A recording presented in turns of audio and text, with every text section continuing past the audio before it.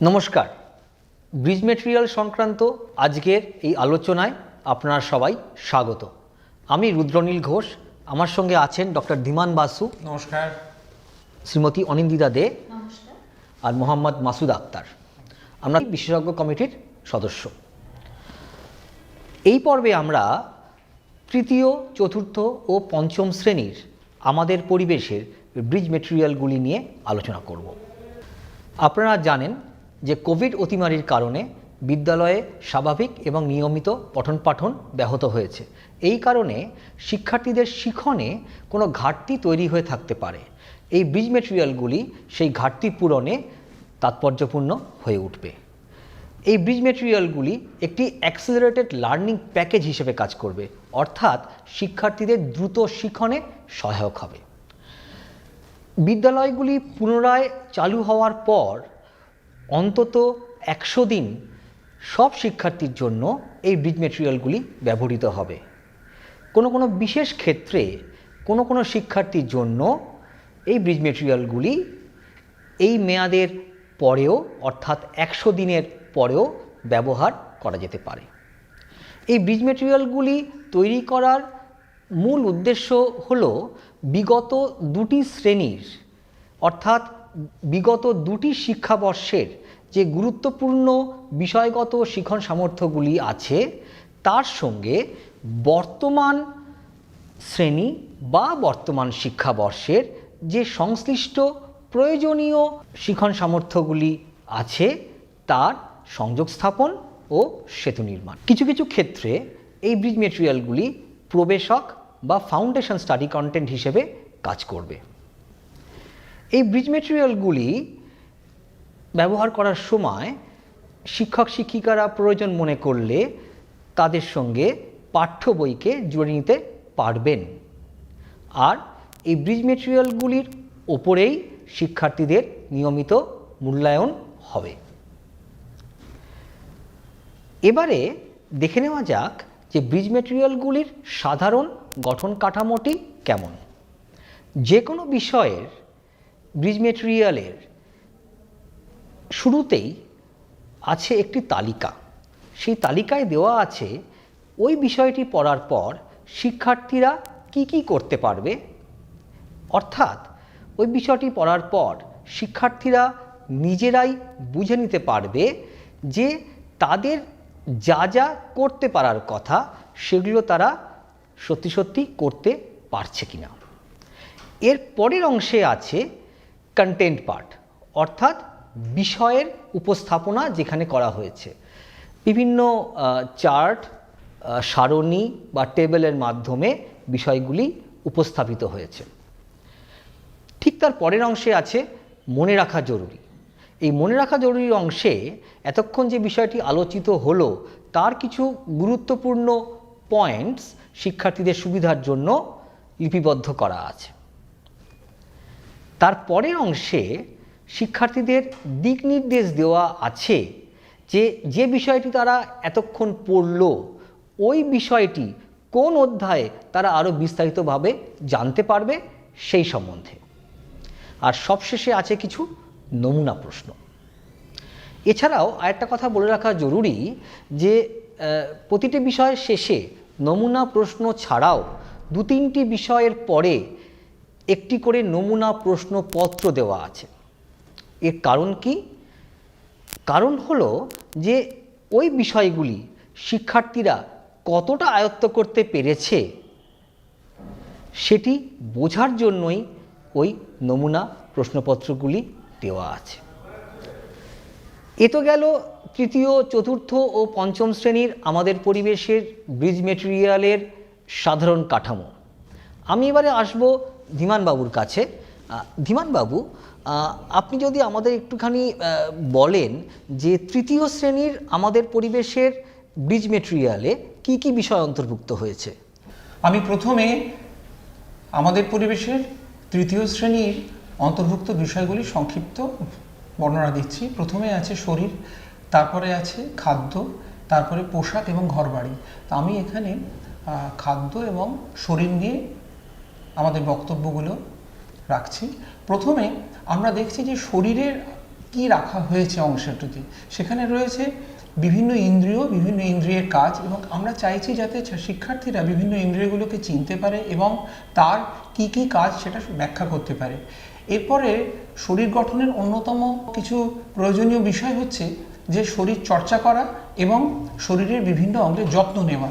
তাই এখানে আমাদের বর্ণনা করা হয়েছে যে কিভাবে বিভিন্ন খেলাধুলার মাধ্যমে শরীরের বিভিন্ন অঙ্গের কাজ হয় এবং সেগুলি যথাসম্ভব সবল হয়, তার সংক্ষিপ্ত বর্ণনা রয়েছে। সঙ্গে আমাদের বেশ কিছু অ্যাক্টিভিটি রয়েছে, যে অ্যাক্টিভিটিগুলি পূরণ করার মাধ্যমে শিক্ষার্থীরা বিষয়টি ভালোভাবে বুঝতে পারবে। এবং তারপরে আমাদের রয়েছে যে বিভিন্ন অঙ্গের যত্ন, যেমন আমরা ধরুন যেখানে নখ কাটা, চোখ পরিষ্কার রাখা, পরিচ্ছন্ন থাকার প্রয়োজন, এই সমস্ত বিষয়গুলি আলোচনা করা হয়েছে। এবং এর মাধ্যমে শিক্ষার্থীদের একটা সার্বিক ধারণা হবে যে সুস্থ থাকতে গেলে আমাদের ইন্দ্রিয়গুলো কী করে যত্ন নিতে হয়, ইন্দ্রিয়গুলো কী কী কাজ করে, কিভাবে আমাদের ব্যায়াম করা দরকার এবং কেন। এর পরবর্তী অংশে আমরা আসছি খাদ্য অংশে আমরা চেয়েছি প্রথমেই শিক্ষার্থীরা উদ্ভিজ্জ এবং প্রাণীজ খাদ্যের পার্থক্য বা উদাহরণ বর্ণনা করতে পারবে। দ্বিতীয়ত, প্রাণীজ এবং উদ্ভিজ্জ খাদ্যের মধ্যে কোনটিতে কী ধরনের উপাদান রয়েছে তার সংক্ষিপ্ত এবং একেবারেই প্রাথমিক বর্ণনা সেগুলো দেওয়া হয়েছে। খাবারের প্রাথমিক বর্ণনার পরে রয়েছে খাবার রান্না করার কথা। খাবার রান্না করতে পারাটা ইতিহাসে একটা মস্ত বড় অগ্রগতি, কারণ তার আগে মানুষ আগুনের ব্যবহার জানতো না। কাজে এই বিষয়টিতে আমাদের আগুনের ব্যবহারের জানার পরে মানুষের খাদ্যাভ্যাসের কীরকম পরিবর্তন হলো সেই বিষয়টি সংক্ষেপে বর্ণিত হয়েছে। এবং খাবার নষ্ট হওয়া, অর্থাৎ যাকে আমরা বলি মাইক্রোবায়াল স্পয়েলেজ, সেই অংশটিকে সংক্ষিপ্তভাবে রয়েছে। এবং সেখানে রয়েছে যে ছত্রাক বা বিভিন্ন জীবাণু কীভাবে খাবারকে নষ্ট করে দেয় এবং সেই খাবার খাওয়া যে স্বাস্থ্যের পক্ষে ক্ষতিকারক হতে পারে সেই বিষয়গুলি রয়েছে। এবং জ্বালানির ব্যবহার, খাদ্য প্রসেসিং অর্থাৎ রান্নার মাধ্যমে তাকে উপযোগী করে তোলার মধ্যে ধাপ হচ্ছে আগুন জ্বালানো। তো সে কীভাবে বিভিন্ন ধরনের জ্বালানি ব্যবহার করে খাবার রান্না করা হয় সেই সংক্ষিপ্ত বর্ণনা, এবং আমরা তার সঙ্গে ছোট কিছু পদ্য রেখেছি যাতে বিষয়টি তার কাছে আকর্ষণীয় হয়ে উঠতে পারে। এবং এই বিষয়ের আলোচনার সঙ্গে সঙ্গে অ্যাক্টিভিটি বা সক্রিয়তা রয়েছে যাতে শিক্ষার্থী যা শিখলো তৎক্ষণাৎ তা প্রয়োগ করতে পারে। এবারে আমি অনিন্দিতা ম্যাডামকে অনুরোধ করব যাতে তিনি পোশাক এবং ঘরবাড়ি নিয়ে কিছু আলোচনা করেন। ধন্যবাদ ধীমান স্যার। আমি তৃতীয় শ্রেণীর ব্রিজ মেটেরিয়ালের অন্তর্ভুক্ত দুটি বিষয় পোশাক এবং ঘরবাড়ি নিয়ে আলোচনা করব। প্রথমেই আসি পোশাকের প্রসঙ্গে। বিভিন্ন ধরনের পেশার সঙ্গে নিযুক্ত মানুষরা কী ধরনের পোশাক পরিধান করেন সেই নিয়ে প্রথমে আলোচনা করা হয়েছে। ঋতু বদলের সঙ্গে পোশাকের কী সম্পর্ক সেই প্রসঙ্গ উঠে এসেছে আমাদের এই বিষয়ের আলোচনায়। এরপর কি কি উপাদান দিয়ে পোশাক তৈরি করা হয়, কোথায় সেগুলি বানানো হয় সেই প্রসঙ্গ সংক্ষিপ্তাকারে আলোচিত হয়েছে উপযুক্ত চিত্র সহকারে। এরপর এসেছে অতীতে মানুষ কী ধরনের জিনিস পোশাক হিসাবে ব্যবহার করত সেই প্রসঙ্গ। তারপরে আমরা শীতকালে গৃহপালিত পশুদের যে বিভিন্ন ধরনের পোশাক পরিয়ে রাখি বা পাখিরা তাদের পালককে ভীষণ ঠান্ডার হাত থেকে নিজেদেরকে রক্ষা করার জন্য কিভাবে ব্যবহার করে সেই প্রসঙ্গ আলোচনায় উঠে এসেছে। বিষয় সংক্রান্ত সামগ্রিক আলোচনার সঙ্গে সঙ্গে শিক্ষার্থীদের জন্য প্রয়োজনীয় কিছু সক্রিয়তা বা অ্যাক্টিভিটি রাখা হয়েছে। আমার পরবর্তী আলোচ্য বিষয় ঘরবাড়ি। ঘরবাড়ি এই বিষয়ের শুরুতেই আমরা ছাত্রছাত্রীদের সাথে প্রথম মানচিত্রের পরিচয় ঘটানোর চেষ্টা করেছি। মানচিত্রে তারা বিভিন্ন দিক নির্দেশ করতে সমর্থ হবে এই বিষয়টি পড়ার পর। এছাড়া তার বিদ্যালয় এবং বাড়ির বিভিন্ন জিনিসের মধ্যে মিল এবং অমিল খুঁজে বের করার সে চেষ্টা করতে সমর্থ হবে। এরপরে বাড়ির বিভিন্ন ধরনের দেয়াল এবং বিভিন্ন ধরনের চালের প্রসঙ্গ আলোচনায় উঠে এসেছে। আগেকার মানুষ প্রাকৃতিক দুর্যোগের হাত থেকে নিজেকে রক্ষা করার জন্য কি ধরনের আশ্রয়ের খোঁজ করত সেই প্রসঙ্গ নিয়ে আলোচনা করা হয়েছে। এইভাবে সামগ্রিক বিষয়টিকে সাজানো হয়েছে এবং আলোচনা চলাকালীন শিক্ষার্থীদের জন্য প্রয়োজনীয় কিছু সক্রিয়তাও রাখা হয়েছে। এবার আমি রুদ্রনীল স্যারকে অনুরোধ করব আমাদের পরিবেশের জন্য নির্মিত ব্রিজ মেটেরিয়ালের কিছু বিষয় নিয়ে আলোচনা করার জন্য। ধন্যবাদ অনিতা ম্যাডাম। আমি এখন আমাদের পরিবেশের চতুর্থ শ্রেণীর জন্য যে ব্রিজ মেটেরিয়াল তৈরি করা হয়েছে তাতে যে বিষয়গুলি অন্তর্ভুক্ত হয়েছে সেগুলি সম্বন্ধে আলোচনায় যাচ্ছি। চতুর্থ শ্রেণীর আমাদের পরিবেশের ব্রিজ মেটেরিয়ালে যে বিষয়গুলি অন্তর্ভুক্ত হয়েছে সেগুলি হলো পরিবেশের উপাদান জীবজগৎ, পরিবেশের উপাদান জড়বস্তুর জগৎ, শরীর, আবহাওয়া ও বাসস্থান, আমাদের আকাশ, প্রকৃতি সম্পর্কে মানুষের অভিজ্ঞতা এবং জীবিকা ও সম্পদ। এই 7টি বিষয়ের মধ্যে থেকে আমি এখন পরিবেশের উপাদান জীবজগৎ এবং শরীর এই দুটি বিষয় নিয়ে আলোচনা করব। পরিবেশের উপাদান জীবজগৎ এই বিষয়টি শুরু হচ্ছে বিভিন্ন জীব, যেমন ব্রিজ মেটেরিয়াল উদাহরণ হিসেবে এসেছে পাখির কথা, টিকটিকির কথা এবং কিছু জড়বস্তু যেমন পেন বা ঘুড়ি, এদের বৈশিষ্ট্যের একটি তুলনামূলক আলোচনার মধ্যে দিয়ে, অর্থাৎ জড়বস্তু এবং জীবের বিভিন্ন বৈশিষ্ট্যের তুলনামূলক আলোচনার মাধ্যমে এই বিষয়টি শুরু হয়েছে।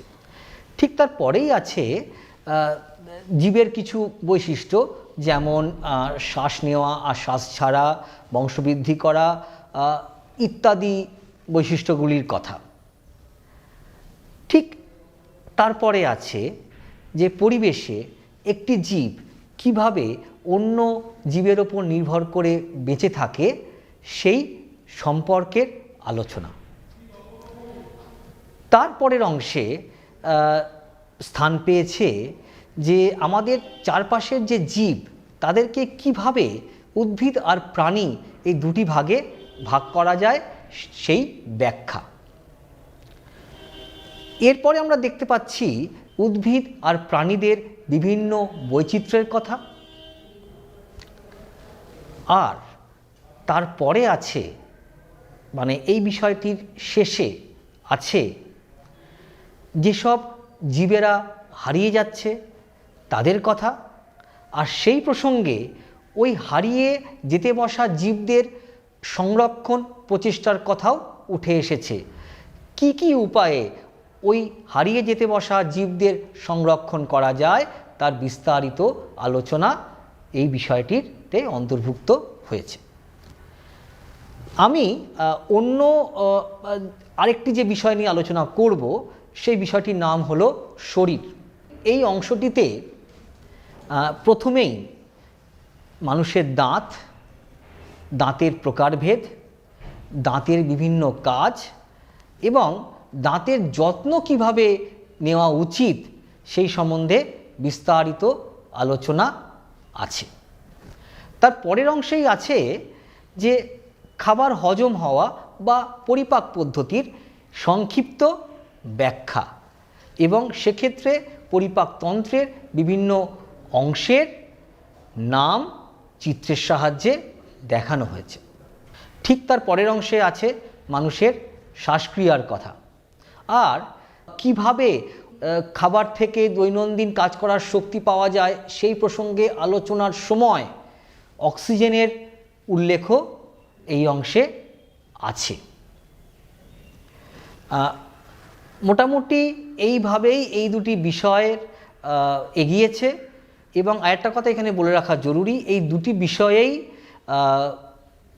বিষয়ভিত্তিক যে আলোচনা, তার ফাঁকে ফাঁকে বিভিন্ন অ্যাক্টিভিটি বা সক্রিয়তা আছে, যাতে শিক্ষার্থীরা সেই সক্রিয়তাগুলি করার মাধ্যমে অত্যন্ত প্রয়োজনীয় যে অভিজ্ঞতা, সেই অভিজ্ঞতা অর্জন করে। আমি এবারে আসব মাসুদ স্যারের কাছে, এবং মাসুদ স্যারকে আমি অনুরোধ করব যে চতুর্থ শ্রেণীর আমাদের পরিবেশের ব্রিজ মেটেরিয়ালের আরও কয়েকটি বিষয় নিয়ে যদি উনি একটু আলোচনা করেন। ধন্যবাদ রুদ্রনীল স্যার। আমি চতুর্থ শ্রেণীর পরবর্তী টপিক প্রকৃতি সম্পর্কে মানুষের অভিজ্ঞতা, এই বিষয়টি নিয়ে আলোচনা করছি। এই টপিকটির মধ্যে বেশ কয়েকটি সাব টপিক আছে, যেমন বাঁচার জন্য জল, পাথরের ব্যবহার, আগুনের ব্যবহার, ধাতুর ব্যবহার, চাকার ব্যবহার প্রভৃতি। আমরা সবাই জানি বাঁচার জন্য জল অপরিহার্য। প্রাচীন সভ্যতাগুলির গড়ে উঠেছিল মূলত বিভিন্ন নদীকে কেন্দ্র করে, এবং প্রাচীন সভ্যতাগুলির বিবর্তন ঘটেছিল পাথর, আগুন, ধাতু এবং চাকার ব্যবহারের মধ্যে দিয়ে।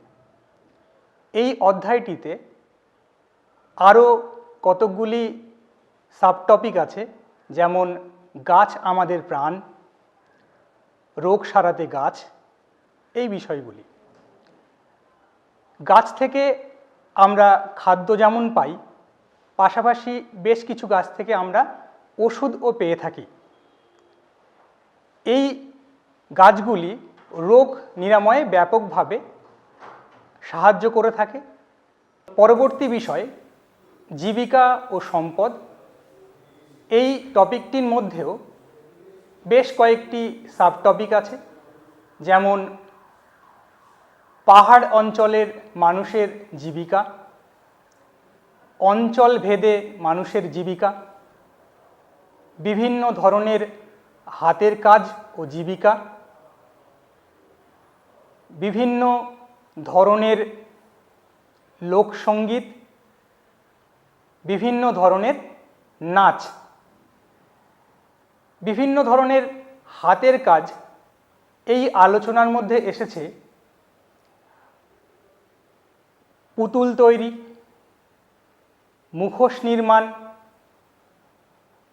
ডোকরা, নকশি কাঁথা, মাটির বিভিন্ন জিনিস তৈরি, এই বিষয়গুলি। বিভিন্ন ধরনের লোকগানের আলোচনায় বাউল গান, সারি গান, টুসু গান, ভাদু গান এবং বিভিন্ন ধরনের নাচের মধ্যে ছৌ নাচ, ঝুমুর নাচ, গম্ভীরা পালার নাচ, এই বিষয়গুলিও আলোচিত হয়েছে।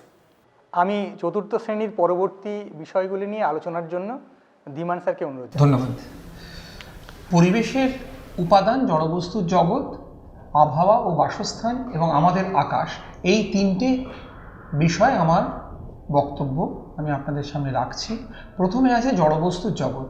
জড়বস্তুর জগৎ অংশে আমাদের উদ্দেশ্যটা কি? আমরা চাই যে শিক্ষার্থীরা প্রথমে তাদের চারপাশের পরিবেশ থেকে যে জড় বস্তুগুলো দেখতে পায়, তাদের কিছু ভৌত ধর্ম সম্বন্ধে সাধারণ ধারণা গঠন করুক। প্রথমত, কঠিন, তরল এবং গ্যাসের মধ্যে যে পার্থক্য আছে ধর্মের, যে কঠিন প্রবাহিত হতে পারে না নিজে থেকে, কিন্তু গ্যাস আর তরল প্রবাহিত হয়। কঠিনের নিজস্ব আকৃতি এবং নিজস্ব আয়তন আছে, গ্যাসের কোনো নিজস্ব আকৃতি বা আয়তন নেই, এই ধারণা গঠন করা। দ্বিতীয়ত, কঠিন, তরল এবং গ্যাস প্রত্যেকেই হচ্ছে ম্যাটার বা পদার্থ, তাই তাদের প্রত্যেকেরই একটা ভর এবং আয়তন কিভাবে ছাত্রছাত্রীদের ধারণা হতে পারে সেই বিষয়ে আমরা লক্ষ্য রেখেছি। যদিও আমরা আয়তনের ধারণাটা রেখেছি সম্পূর্ণ হাতে কলমে কাজের মধ্যে দিয়ে, অর্থাৎ যাকে বলা হয় অপারেশনাল ডেফিনিশন অফ ভলিউম। এরপরে গ্যাসেরও যে ভর আছে, এই ধারণাটি গঠন করা খুব সহজ নয়, তো সেখানে আমরা ব্যবহার করেছি যে গ্যাস সিলিন্ডারের কথা, যেখানে বলা হয়েছে যে একটা গ্যাস পূর্ণ সিলিন্ডার যখন বাড়িতে আসে তখন সেটা অনেক ভারী থাকে, কিন্তু যখন গ্যাস ফুরিয়ে যায় তখন সেটা অপেক্ষাকৃত হালকা হয়ে যায়। এই ধারণার থেকেই শিক্ষার্থীরা ধারণা করতে পারবে যে গ্যাসেরও একটা নিশ্চয়ই কোনো ভর ছিল, যখন গ্যাস সিলিন্ডারটা ভর্তি ছিল তখন তার ভর ছিল। দাঁড়িপাল্লার সাহায্যে ভরের পরিমাপের সাধারণ ধারণা দেওয়া হয়েছে। এবং আমরা দ্বিতীয় যে গুরুত্বপূর্ণ বিষয়টি এখানে রেখেছি সেটি হচ্ছে জলের অবস্থার পরিবর্তন। আমাদের ভৌত পরিবেশের বহু ঘটনাই জলের অবস্থার পরিবর্তনের সঙ্গে ওতপ্রোতভাবে জড়িত, এবং সেই কারণেই জলের অবস্থান পরিবর্তন সম্বন্ধে আমাদের শেখানো দরকার। এখানে এই জলের অবস্থার পরিবর্তনের পরবর্তী অংশে রয়েছে যে প্রকৃতিতে সংঘটিত সাধারণ যে ঘটনাগুলি তার চোখে পড়ে, যেমন শিশির পড়া, জল বাষ্পীভূত হয়ে যাওয়া, ভেজা কাপড় শুকিয়ে যাওয়া, বা মেঘ সৃষ্টি হয়েছিল তার সাধারণ ধারণা গঠন করা, এগুলো আমরা রেখেছি। কারণ তাহলে সেই শিক্ষার্থী তার অধীত জ্ঞানের কিছুটা প্রয়োগ সেখানে করতে পারবে, আর সঙ্গে কিছু আমরা সক্রিয়তা রেখেছি যার সাহায্যে সে কতটা শিখলো তার যাচাই করতে পারে।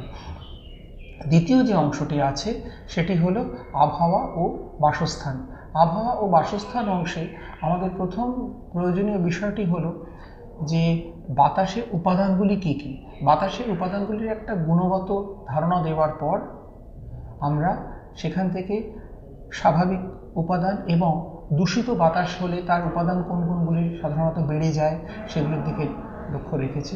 এবং দূষণের ফলে যে বাতাসে ভাসমান বিভিন্ন রকমের পদার্থ, শুধু গ্যাস নয়, ধুলোর কণা, সেগুলো আমরা রেখেছি যাতে তাদের ধারণা হতে পারে যে স্বাভাবিক বা ভালো কোয়ালিটির বাতাস বলতে কী বোঝায়, আর যার মান খারাপ সেই বাতাস বলতে কী বোঝায়। এছাড়া জীবজগতের অক্সিজেন ও কার্বন ডাইঅক্সাইডের গুরুত্ব আমরা সংক্ষেপে আলোচনা করেছি।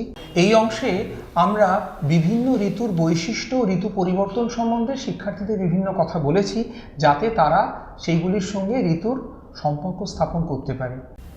আরেকটি গুরুত্বপূর্ণ বিষয় হলো বিভিন্ন জীবের বাসস্থান, এবং সেই বাসস্থান হারিয়ে যাওয়ার ফলে বিভিন্ন জীব কীভাবে বিপন্ন হচ্ছে। সারা পৃথিবীতেই এখন বাসস্থান হারিয়ে যাওয়ার জন্য বিভিন্ন জীব বিরাট সংকটের মুখে দাঁড়িয়ে আছে, এবং অনেক প্রজাতি লুপ্ত হয়ে যাচ্ছে, সেদিকেও দৃষ্টি আকর্ষণ করা আমাদের অন্যতম কর্তব্য।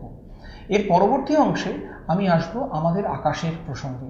আমাদের আকাশে আমরা রেখেছি যে বিষয়গুলি, সেগুলি হলো প্রথমেই সূর্য এবং পৃথিবীর আপেক্ষিক অবস্থানের পরিবর্তন সহজে ধারণা করা যায় না, তাই আমরা সেখানে সূর্যের অবস্থান পরিবর্তনের ইন্ডেক্স হিসেবে রেখেছি একটি লাঠি মাঠের মাঝখানে পোঁতা হলো, এবং তার দিনের বিভিন্ন সময় কীভাবে তার ছায়ার অবস্থান এবং ছায়ার দৈর্ঘ্য পরিবর্তিত হচ্ছে, তার থেকে সূর্যের ও পৃথিবীর আপেক্ষিক অবস্থান কীভাবে পরিবর্তিত হচ্ছে সেই ধারণাটা গঠন করার চেষ্টা করেছি।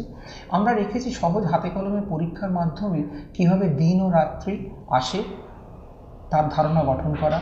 আমরা রেখেছি এখানে পৃথিবীর একমাত্র উপগ্রহ যে চাঁদ, সেই চাঁদের কথা, এবং সূর্য, চাঁদ ও পৃথিবীর আপেক্ষিক অবস্থার পরিবর্তনের মাধ্যমে কীভাবে অমাবস্যা এবং পূর্ণিমা আসে তার সংক্ষিপ্ত এবং সহজবোধ্য চিত্র বর্ণনা এখানে রয়েছে।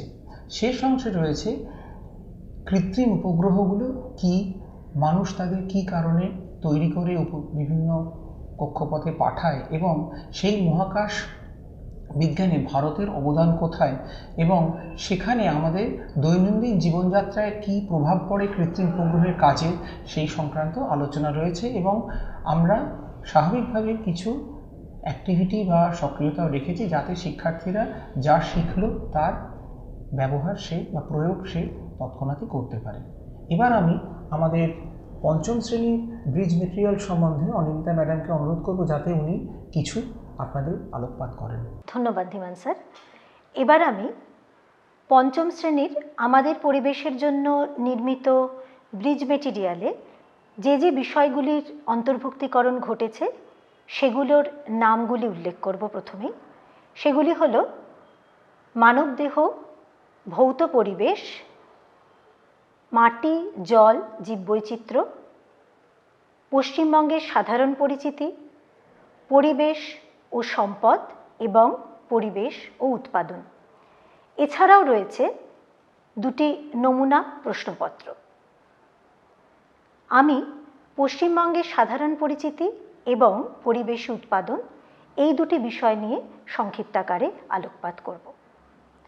প্রথমেই আসি পশ্চিমবঙ্গের সাধারণ পরিচিতি এই বিষয়টির প্রসঙ্গে। আলোচনার শুরুতেই আমরা পশ্চিমবঙ্গের একটি রাজনৈতিক মানচিত্র এখানে রেখেছি, যার সাহায্যে শিক্ষার্থীরা সহজেই তার নিজের রাজ্যের বিভিন্ন জেলাগুলি শনাক্ত করতে সমর্থ হবে। এরপরে রয়েছে পশ্চিমবঙ্গের বিভিন্ন ভূপ্রাকৃতিক বিভাগ সম্বন্ধে বিস্তারিত আলোচনা। এই আলোচনাও করা হয়েছে কিন্তু একটি ভূপ্রাকৃতিক মানচিত্রের সাহায্যে, যার ফলে শিক্ষার্থীরা সহজেই বিভিন্ন ধরনের ভূপ্রাকৃতিক বিভাগসমূহ শনাক্ত করতে সমর্থ হবে। এছাড়া পশ্চিমবঙ্গের বিভিন্ন ধরনের ভূমিরূপের বর্ণনা দেওয়া হয়েছে সংক্ষিপ্তাকারে। এরপরে রয়েছে পশ্চিমবঙ্গের বিভিন্ন অঞ্চলের ভূমির ঢাল, ভূমিভাগের উচ্চতা, বিভিন্ন ধরনের নদী এবং স্বাভাবিক উদ্ভিদের বিস্তারিত বর্ণনা। উত্তরবঙ্গ এবং দক্ষিণবঙ্গের বিভিন্ন নদীর প্রবাহ পথ দেখানো হয়েছে পশ্চিমবঙ্গের নদী মানচিত্রের মধ্যে, এবং এগুলি দেখানোর সময় তীর চিহ্ন ব্যবহার করা হয়েছে, যাতে শিক্ষার্থী সহজেই ওই তীর চিহ্নের সাহায্যে যে কোনো অঞ্চলের ভূমির ঢাল অনুধাবন করতে সমর্থ হয়। এরপরে আমরা রেখেছি দক্ষিণবঙ্গের ঐতিহাসিক প্রেক্ষাপট নিয়ে প্রাসঙ্গিক আলোচনা। সামগ্রিক বিষয়টি আলোচনার সঙ্গে সঙ্গে বিষয় সংক্রান্ত নানা ধরনের সক্রিয়তা শিক্ষার্থীর জন্য রাখা হয়েছে। এবার আসি আমার পরবর্তী বিষয়ের নাম হলো পরিবেশ ও উৎপাদন। আপনারা এই ব্রিজ মেটেরিয়ালটি হাতে পেলে দেখবেন, এই বিষয়ের শুরুতেই পশ্চিমবঙ্গের বিভিন্ন অঞ্চলের কৃষিকাজের বৈশিষ্ট্য নিয়ে আলোচনা করা হয়েছে। তদুপরি পশ্চিমবঙ্গের ভূপ্রকৃতি, জলবায়ু, মৃত্তিকা কিভাবে বিভিন্ন অঞ্চলের কৃষি বৈচিত্র্যকে নিয়ন্ত্রণ করে তার একটা সংক্ষিপ্ত ব্যাখ্যা দেওয়ার চেষ্টা করা হয়েছে শিক্ষার্থীদের জন্য। এরপরে এসেছে কৃষিতে কীটনাশক এবং বিভিন্ন সারের প্রয়োগের প্রসঙ্গ। এরপর নানা ধরনের মাছের প্রসঙ্গ নিয়ে আলোচনা করা হয়েছে। এছাড়াও মাছ ধরার নানা ধরনের সরঞ্জামের প্রসঙ্গ উল্লেখ করা হয়েছে। প্রাসঙ্গিকভাবেই উঠে এসেছে লুপ্তপ্রায় মাছের কথা। একই সঙ্গে লুপ্তপ্রায় মাছ সংরক্ষণের জন্য কি কি উপায় অবলম্বন করা প্রয়োজন সে সম্পর্কে সচেতনতা গড়ে তোলার জন্য রাখা হয়েছে বিস্তারিত আলোচনা। এবং এই সামগ্রিক বিষয়টি আলোচনার সঙ্গে সঙ্গে নানা ধরনের সক্রিয়তা এবং চিত্র ব্যবহার করা হয়েছে শিক্ষার্থীদের জন্য। এবার আমি রুদ্রনীল স্যারকে অনুরোধ করব পঞ্চম শ্রেণীর আরও কয়েকটি বিষয়ের উপর আলোকপাত করার জন্য। ধন্যবাদ অনিতা ম্যাডাম। পঞ্চম শ্রেণীর যে দুটি বিষয় নিয়ে আমি আলোচনা করব সেগুলি হলো মানবদেহ এবং দ্বিতীয়টি হলো ভৌত পরিবেশ, মাটি, জল, জীববৈচিত্র্য। প্রথমেই আসি মানবদেহ অংশটিতে। মানবদেহ অংশটিতে আপনারা দেখবেন যে বিষয়টি শুরু হচ্ছে দেহের চামড়াকে বর্মের সঙ্গে তুলনার মধ্যে দিয়ে, এবং তারপরেই আছে চামড়ার বিভিন্ন কাজের কথা। চামড়ার বিভিন্ন কাজ আলোচনা যখন শেষ হচ্ছে সেখানে মেলানিনের প্রসঙ্গ এসেছে, এবং মানুষের গায়ের রং কেমন হবে তা নির্ধারণে মেলানিনের ভূমিকা স্থান পেয়েছে আলোচনায়। শুধু তাই নয়, ত্বকের ক্যান্সার রোধে মেলানিনের যে গুরুত্বপূর্ণ ভূমিকা আছে তার ব্যাখ্যাও আছে এই অংশে। ঠিক এর পরের অংশে চুল সংক্রান্ত কিছু প্রাথমিক ধারণা আলোচিত হয়েছে। এর অব্যবহিত পরেই আছে হাড় এবং হাড়ের জোর বা অস্থিসন্ধির কথা। এই অংশে মানুষের শরীরের কিছু গুরুত্বপূর্ণ হাড়ের নাম ও তাদের অবস্থান চিত্রের সাহায্যে দেখানো হয়েছে। এরপরে আছে সেটা হলো হাড়ের জোর বা অস্থিসন্ধি এবং পেশি কিভাবে বিভিন্ন কাজ করতে আমাদের সাহায্য করে সেই প্রসঙ্গ। এই বিষয়টির একদম শেষে আছে কিভাবে শিক্ষার্থীরা একটি সরল স্টেথোস্কোপ যন্ত্র তৈরি করতে পারে এবং ওই সরল স্টেথোস্কোপ যন্ত্রের সাহায্যে কিভাবে হৃৎপিণ্ডের শব্দ শোনা যায় তার বর্ণনা। বিষয়টি শেষ হচ্ছে হৃৎপিণ্ডের কাজ আলোচনার মাধ্যমে। আমি এর পরে যে বিষয়টিতে আসব সে বিষয়টির নাম হলো ভৌত পরিবেশ, মাটি, জল, জীববৈচিত্র্য। আপনারা ব্রিজ মেটেরিয়ালটি হাতে নিয়ে দেখবেন যে এই ভৌত পরিবেশ, মাটি, জল, জীববৈচিত্র্য এই বিষয়ের যাত্রা শুরু হচ্ছে মাটির স্বাভাবিক এবং অস্বাভাবিক উপাদান এই আলোচনার মাধ্যমে। মাটির স্বাভাবিক উপাদানে যেমন পাতার কুঁচি, পাপড়ি মানে ফুলের পাপড়ি, শামুকের ভাঙা খোলা, এগুলির কথা এসেছে। আবার অস্বাভাবিক উপাদান হিসেবে পেনের রিফিল, প্লাস্টিকের টুকরো বা ওষুধের মোড়ক, এইগুলির প্রসঙ্গ এসেছে। ঠিক এর পরের অংশেই আছে বিভিন্ন ধরনের যে মাটি, যেমন বেলে, এঁটেল বা দোআঁশ, তাদের যে বৈশিষ্ট্য, যেমন জল ধারণ ক্ষমতা ইত্যাদি সংক্রান্ত আলোচনা। মাটির সম্বন্ধে আলোচনার পরে মাটির উর্বরতার প্রসঙ্গটি এসেছে। মাটির উর্বরতার প্রাথমিক ধারণা ব্যাখ্যা করা হয়েছে এবং বিভিন্ন ধরনের ফসল যেমন ধান কিভাবে উৎপাদিত হয়, ধান চাষের যে ধাপগুলি সংক্ষেপে ব্যাখ্যা করা হয়েছে।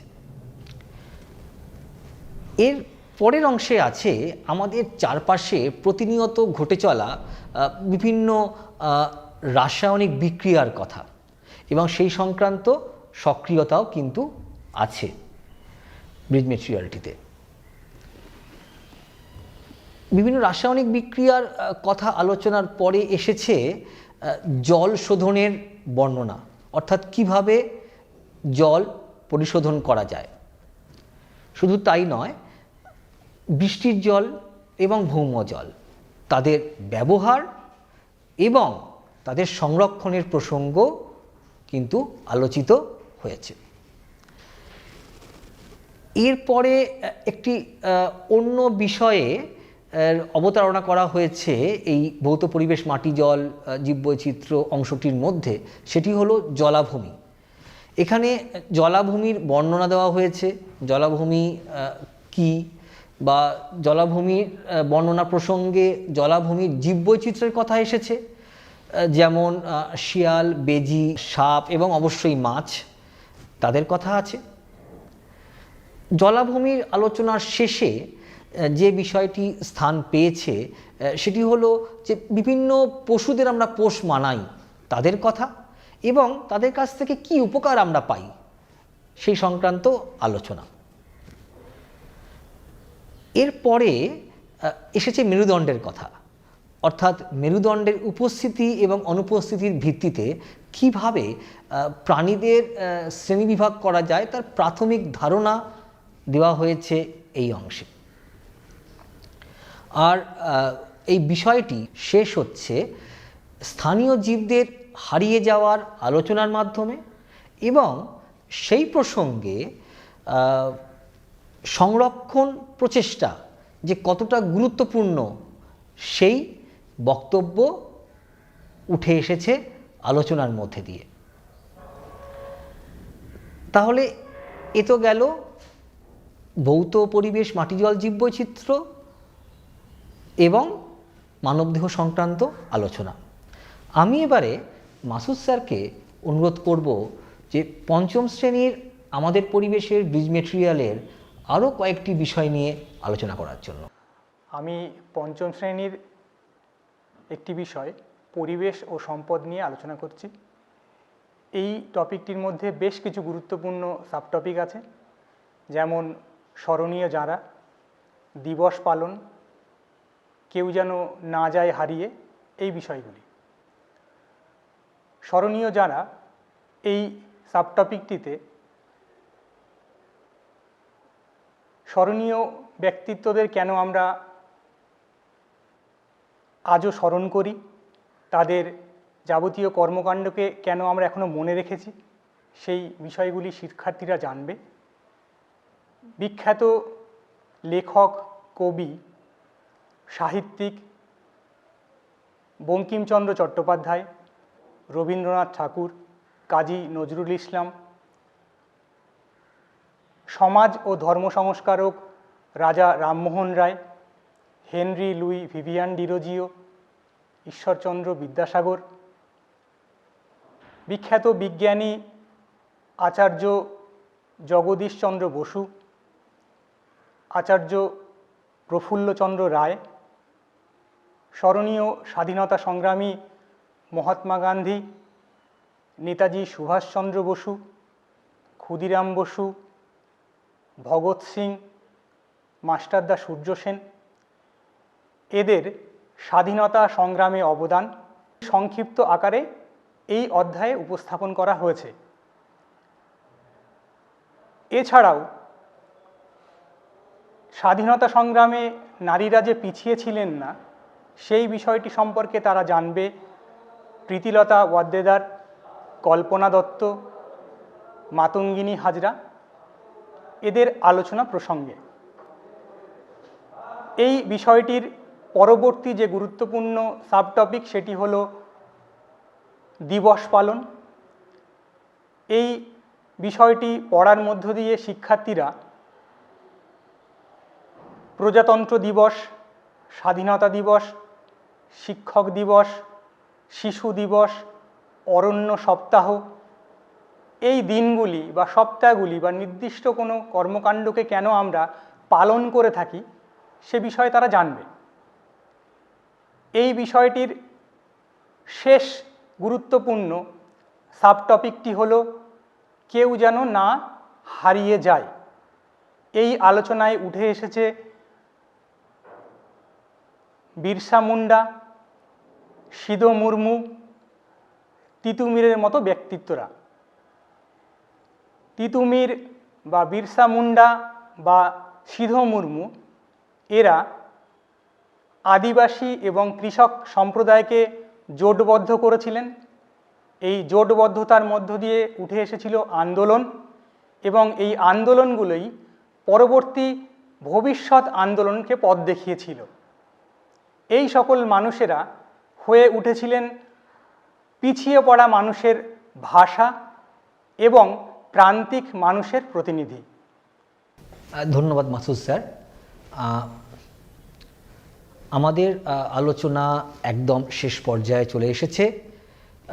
এই ব্রিজ মেটেরিয়ালগুলির যদি শিক্ষার্থীদের শিক্ষণে ঘাটতি পূরণ করতে সমর্থ হয় তবেই এই প্রয়াসটি সার্থক হবে। আপনাদের সহায়তা ছাড়া এই কাজ একেবারেই সম্ভব নয়। তাই এই কাজে আপনাদের সহযোগিতা আমাদের একান্তই কাম্য। নমস্কার। নমস্কার।